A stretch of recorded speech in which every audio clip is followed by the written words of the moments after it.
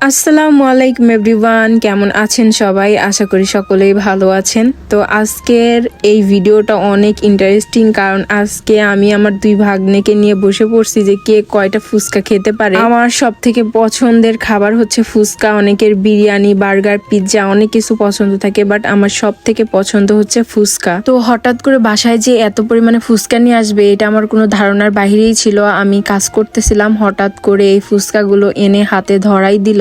আমি তো পুরোপুরি অবাক হয়ে গেছি যে এত পরিমাণে ফুচকা খাইতে পারবো নাকি। অবশ্যই ফুচকাগুলো খাওয়ার পরে আমি আমার দুই ভাগ্নে রাত্রে আর কোনো কিছুই খাই নাই। শুধুমাত্র এই ফুচকাগুলো যে আমরা তিনজনেই খাইছি এমন কিন্তু না, আশেপাশে সবাইকে দিছি, আবার আম্মুকে খাওয়াই দিছি কয়েকটা। আম্মু ফুচকা পছন্দ করে না, বাট বাসায় এইভাবে আমি মাখানো দেখে বললো যে ঠিক আছে তাহলে কয়েকটা খাবো। আম্মুও খাইছে আজকে ফার্স্ট টাইম।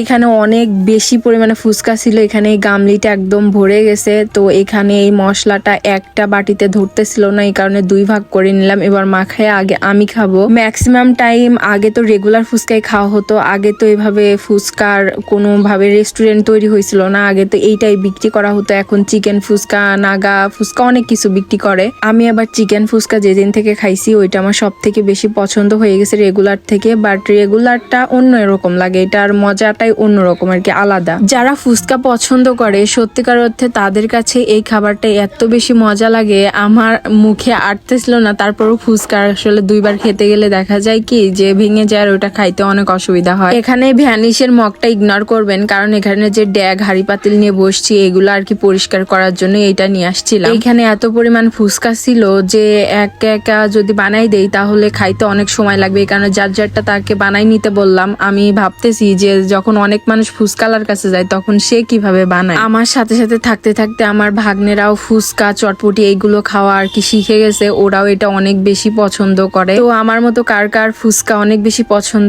অবশ্যই কমেন্ট করে জানাবেন, এবং ফাস্ট ফুডের মধ্যে কার কোনটা পছন্দ অবশ্যই কমেন্ট করে জানাবেন, যেন আমিও জানতে পারি। আজকে এই পর্যন্তই, ভালো থাকবেন সবাই, আল্লাহ হাফিজ।